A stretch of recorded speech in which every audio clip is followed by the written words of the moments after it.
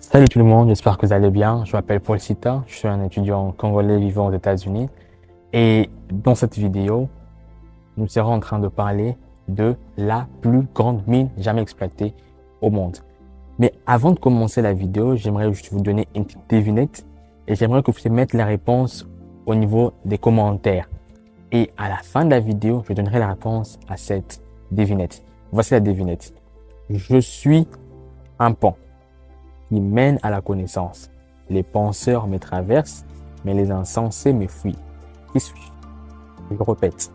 Je suis un pont qui mène à la connaissance. Les penseurs me traversent, mais les insensés me fuient.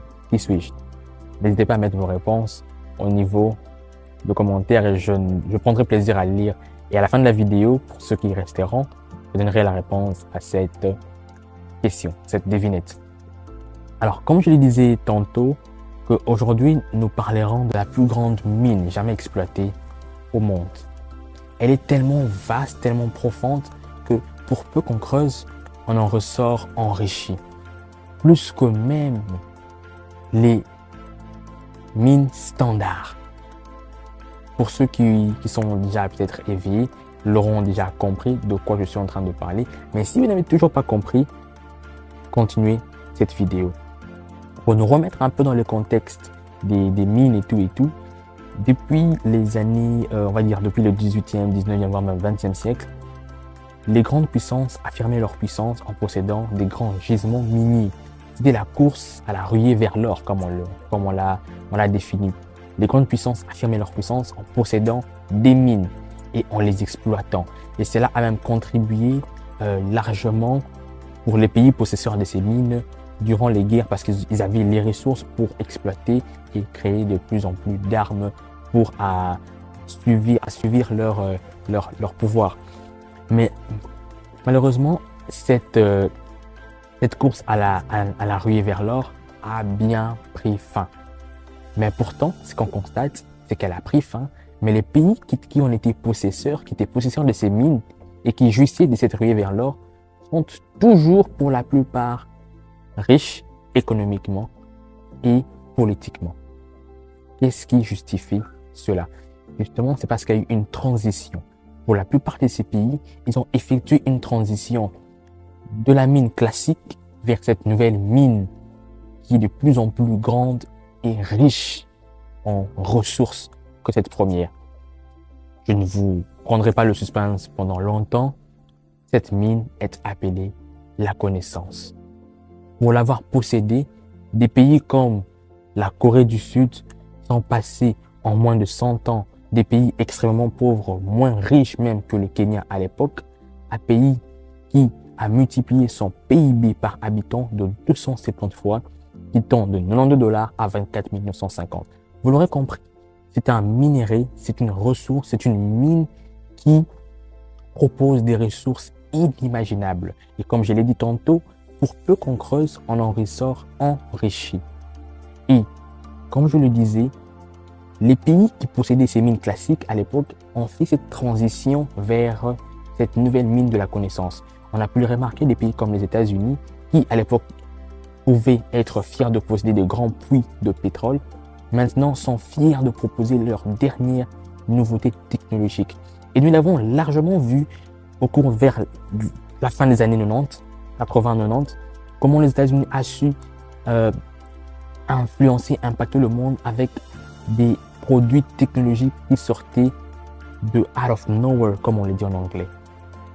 Nous avons pu voir des compagnies comme Microsoft voir le jour, des compagnies comme Apple voir le jour, et ces compagnies qui sont jusqu'à aujourd'hui en train de dominer pour la plupart leur secteur d'activité.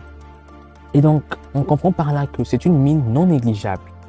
Non négligeable parce que si elle est bien exploitée, elle permet à celui qui l'exploite de devenir de décupler ses richesses, non seulement économiques, même ses richesses psychiques, ses richesses intellectuelles.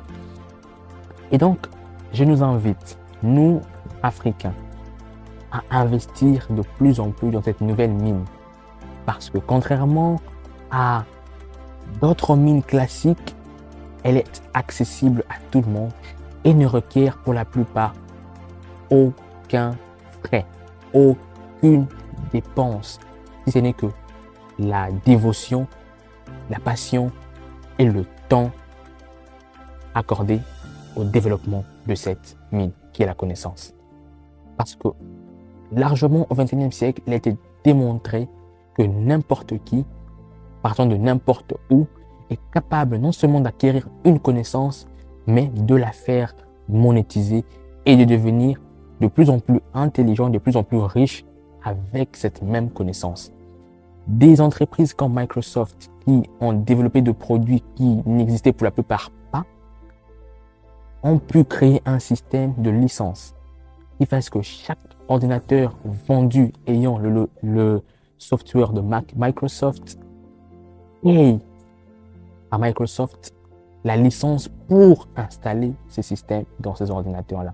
Vous l'aurez compris, c'est une mine dont les ressources sont infinies et dont jusqu'à ce jour, personne ne peut se dire avoir exploité ne serait-ce que le 1/4 de cette mine. Même Einstein n'a pas pu exploiter même le 1/4 de cette mine. Et non seulement qu'elle est accessible à tout le monde peut en jouir, tout le monde peut l'exploiter, mais aussi utiliser ces ressources dans chaque domaine de notre vie parce que vous l'aurez compris, il n'y a aucun domaine aussi petit ou grand qu'est le domaine que la connaissance n'est pas requise. Qu'on soit pâtissier, qu'on soit ingénieur, qu'on soit astronaute, la connaissance est requise à tous les niveaux.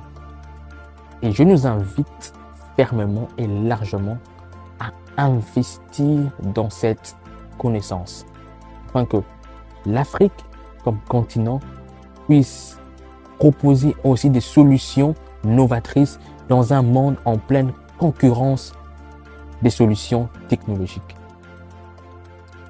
Pour ceux qui sont restés jusqu'à la fin, comme je l'avais dit au début de la vidéo, par rapport à la devinette, je suis un pont qui mène à la connaissance.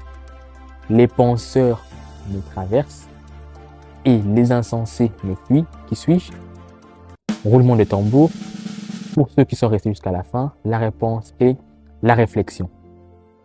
Et je vous invite à vous abonner, à liker la vidéo, mais aussi à partager massivement cette vidéo, car elle contribue justement à l'exploitation de cette connaissance.